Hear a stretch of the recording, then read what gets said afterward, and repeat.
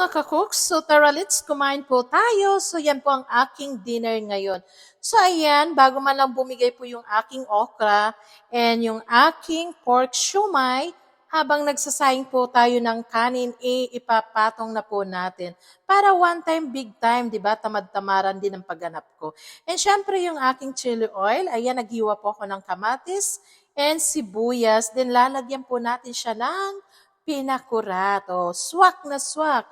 Talagang panalo po ang aking salad. Este yung aking magiging sausawan. So, ayan. Napaka-crunchy po ng chili oil. And syempre, ayan na po. Na-steam na po yung aking okra and ang aking pork shumai.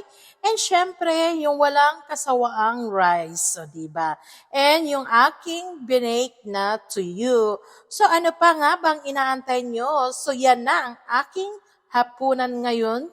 And syempre, pag nasa Pilipinas ka po, almusal po yan sa atin. So, ano pang inaantay nyo? Wala! Tara, let's lumafang na po tayo. So, nakakatuwa lang po, di ba? Gandang-ganda. Okay guys, bye!